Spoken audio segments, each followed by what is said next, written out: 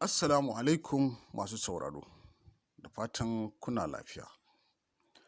A wannan karon za mu karanto muku littafin tauraruwar hamada wanda Sa'idu Ahmed Daura ya rubuta. Za ku ji shi insha Allahu daga wannan tasha namu ta online MDG Online TV tare da ni Baban Kamal. Ba tare da ɓata lokaci ba. Littafin ya fara ne da cewa wato Zulƙaratu tauraruwar hamada na kowa attajirin Arewa. A zamanin da cikin ƙasan Arewa an yi wani gawurtaccen manomi a Langeri a cikin ƙasar Tanis, ana kiransa na kowa. Abin da ya sa ake kiransa haka don yawan alherinsa da fara'a ga jama'a har ya zama kamar kowa nasa ne a garin. Ko da yake ƙasan nan da na kowa ke zaune tana cikin yankin Sahara, amma Allah ya yalwace ta, wato Allah ya yalwata ta da dausayoyi manya-manya kusa da kusa masu albarka, waɗanda suke noman shinkafa da alkama da sauran kayan lambu. Wajen dabino ba sai an faɗa ba. Na kowa ya mallaki dausayoyi masu yawa, gashi kuma da bayi masu yawa waɗanda akasari shi ne ya ciyo su wajen hari, don fa wajen jaruntaka ba kamar sa duk ƙasar. To, bayin nan suke yin duk ɗawainiyar aikin gonakinsa da yake yi a koyaushe, wato yana tare da su. Idan suka fita da safe ba su dawowa sai magariba. A taƙaice dai a zamanin nan a Arewa babu attajiri kamar sa. Na kowa masoyin malamai ne ƙwarai da gaske, saboda haka har ya nemi wani malami suka yi abota. A bisa al'adansu kullum tare suke fita da abokinsa malamin nan su cika dare. To malamin nan abokinsa ma'abocin karatun littattafai ne masu ba da labari da hikayoyi. Wata rana malamin yana karanta wa na kowa labarin wani ƙasaitaccen sarki da aka yi a ƙasar Gabas. Sai na kowa ya ce wa malamin, ya fi kyau ka karanta min labarin ƙasaitaccen attajiri don zai fi mana amfani. Malami ya ce, aiko gaskiyarka. Sai duba littafi ya ce, to bismillah. Malamin ya fara da cewa a cikin ƙasar Gunzur an yi wani attajiri a Ƙira, kudancin birnin Gunzur. Misalin tafiyar yini, ana kiransa mai rabgaja. Ga wannan zamani babu wanda ya kama ƙafarsa a dukiya, gashi kuma wajen alheri kamar a ce ya fi kowa. Don tsananin alherinsa kusan kullum sarkin Gunzur a Ƙira yake wuni wajen mai rabgaja. Kuma sunansa Lukmanu ba mai rabgaja ba. Mutane ne suka masa laƙabi da haka don irin abincin da yake shiryawa kullum a gidansa don jama'an gari da baƙi. Don lallai abun ya isa jarin yaro. To duk abin nan da mai rabgaja ya tara na banza ne, kuma abin da yake ma jama'a na banza ne don ba shi da magaji. Ko ɓari ba a taɓa yi masa ba. Yayin da malamin nan ya zo nan a cikin labarin sai ya ga na kowa yana kuka, duk hankalinsa ya tashi. Malami ya nemi kai da ƙafar na kowa ya rasa, ba abin da yake sai kuka. Saboda haka malamin ya fito ya tafi gidansa ya bar shi cikin wannan hali. Al'adan malamin ce baya zuwa gun na kowa sai dare ya kusa rabawa. Amma kashe gari tun da almuru ya zo ya tarar da shi dai baya da wani sukuni. Hankalinsa in yayi dubu duk ya tashi. Malami ya tsuguna suka gaisa, sannan ya dukar da kansa ƙasa ya ce, ina so ka bayyana min dalilin ɓacin zuciyarka na jiya. Na kowa bai amsa ba. Da malamin ya nace masa da tambaya, sa'annan ya ɗaga kai ya ce, ka san bani da ɗa ko ɗiya. Ni kuma na tambaye ka bani labarin wani ƙasaitaccen attajiri don in ji irin dabarunsa ko na samu waɗanda za su min amfani. To da farawa sai ka so mai mini habaici, kana cewa duk dukiyar da attajirin nan ya tara ta banza ce don ba shi da magaji, wato ni kenan ko? Da malamin nan ya ji inda na kowa ya nufa sai fa hankalinsa ya tuma, ya faɗi yana rantse-rantse gaban na kowa. Kan shi ko a zuci bai kawo haka ba. Da na kowa ya ga malami da gaske ke sai ce to ai ba komai. Ka san zato zunubi ne ko da ya zama gaskiya ne. Ya nemi gafaran malamin ya gafarta masa. Sa'an nan malamin ya duka ya ce abin da ya fi yanzu mu shiga roƙon Allah ni da kai, ko Allah ya amshi roƙonmu ka samu haihuwa. Na kowa ya amshi shawarar da hannu bibbiyu suka shiga roƙon Allah. Ba su yi wata uku ba sai Allah ya amshi roƙonsu, ɗaya daga cikin matan na kowa ta samu ciki. Da ganin haka fa na kowa murna ba sai an faɗa ba. Na kowa ya kira malamin nan ya masa kyauta mai yawa. Sannan ya ce da shi, ina so mu roƙi Allah matan nan tawa ta haifi ɗa namiji, kuma Allah ya sauke ta lafiya. Malami ya amsa, sannan ya ce to bisa magana da ka faɗa mun kan wai ina maka habaici ne don baka taɓa haihuwa ba a baya, da zai zama habaicin ne, to da kowa ya nemi irin wannan habaici wanda ƙarshensa ya zama alheri. Saboda haka na hore ka da ka yi aiki da ƙarshen al'amari, kada ka dubi farkon shi, don akasari farkon al'amari yakan zama mai kyau amma ƙarshensa mummuna. Shi yasa mutum ya rika tunawa da lahira, don ƙarshe can ne makomarsa. Malami ya yi godiya ya koma gida. Da na kowa da malami suka shiga roƙon Allah kan Allah ya sauki matar lafiya ya kuma nufa ta haifi ɗa namiji.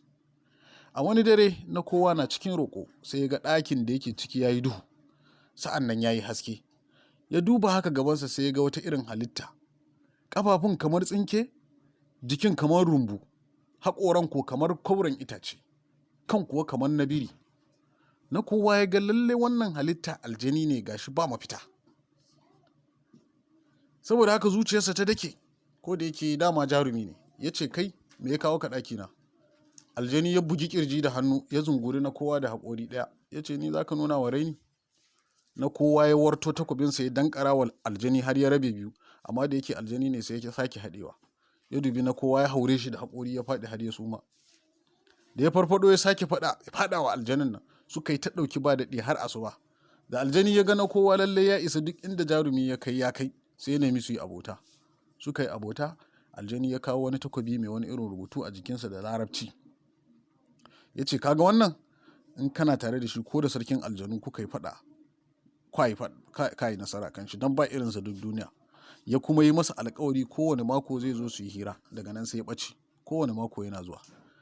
Bayan wata 9 matar na kowa ta haihu, Allah bai amsa roƙonsu ba, ta haifi mace, wadda domin kyawu sai ka ce aljana.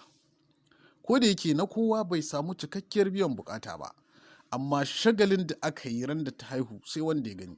Aka yi sa'a kuwa nan aljani abokin na kowa ranar zuwansa ce. Da aljani ya zo na kowa ya bashi labarin abin farin cikin da ya same shi, aljani ya taya shi murna, ya yi alkawari shi ma zai zo suna tare da abokansa. Da mako ya kewayo aka raɗa wa yarinya suna Zulƙaratu. Na kowa ya sa aka yanka raguna 100, raƙuma 40, shanu 50. Sha'anin abinci ko idan an tsaya faɗa sai a cika littafi. A takaice dai duk garuruwa na kusa da Langeri sai da suka kwana 7 ba su sayi abinci ba. Tun daga safiyar suna ake kaɗe-kaɗe da bushe-bushe har wata safiya. Yawaitar wannan shagali har abun ya kai ga limamin garin, sai liman ya aiko a gaya wa na kowa a faɗa masa wannan bid'a ta yi yawa, ya kamata a bari haka nan, in ba kuma an fita daga hanyar Allah ba ne. Na kowa ya aika aka sanar da liman zai yi bakin ƙoƙarinsa ya hana mutane, amma kuma liman ya san wanda ya nisa baya jin kira. Wannan mutane kafin a jawo hankalinsu su bar kaɗe-kaɗe da sauran sha'ani sai an yi da gaske. Na kowa ya aika wa jama'a a tashi daga biki haka nan, amma ina, ba wanda ma ya saurari abin da ake faɗa. Abun sha'awa da la'asar sai kurin aka ji kaɗe-kaɗe da bushe-bushe da waƙa daga sama, ana kuma watso kuɗi da goro. Ashe aljani abokin na kowa ne ya zo taya shi biki, kamar yadda ya ɗauki alkawari. Wannan fashi ya jawo tsofaffi da dattawa ana kokawa don kuɗi. Maganan kuɗi nan da nan ta bazu gari. Kafin a ce haka dattawa sun fi yawa gun bikin sai kokawa ake da su. Magana ta tafi har fada, da liman ya ji haka sai ya ce da sarki, ashe da gangan nazari na kowa. Ashe abun na Allah ne. Kuɗi daga sama ai lallai baiwa ce daga Allah.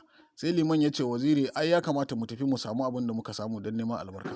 Kafin a ce haka sai gun biki ya cika da sarakin gari da mahukunta. Da zuwansu ba wanda ya dube su ma, kowa yana ta kansa. Ganin haka fa sai liman ya ce, ai ba tsayawa za mu yi ba, gara mu shiga mu ga abin da za mu samu.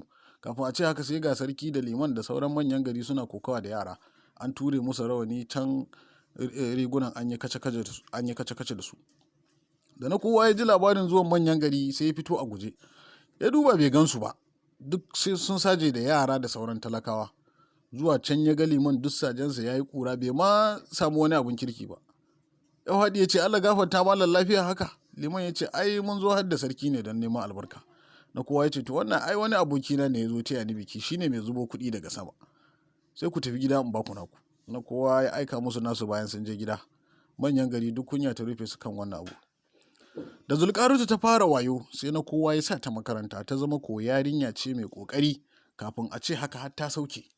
Aka sa ta kuma karatun littafai wanda za ta gane sha'anin addini cikin lokaci kaɗan duk ta iya su. Zulƙaratu bata cika shekara 10 ba sai da ya zama ta san abubuwa waɗanda duk sa'adta bata sani ba game da ilimi, kai har ma manya. Da yarinya ta soma girma sai masoya suka yi ca abun babu kama hannun yaro.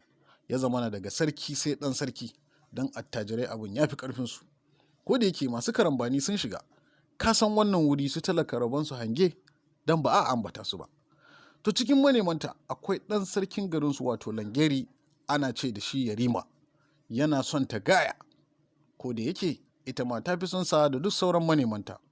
Yarima ya tabbatar shi zai aure ta, saboda haka sai ya tambayi ubansa sarkin Langeri wata gona tashi yamma da gari, ya amshi kuɗi masu yawa ya shiga gina gidan da za su zauna. Kafin a ce haka ya gina gidan da ba a taɓa ganin irinsa ba duk arewa. Aka kawo kilisai da kujeru na zinari da azurfa aka zuba, abin sai wanda ya gani. Koyaushe a nan suke hira da Zulƙaratu.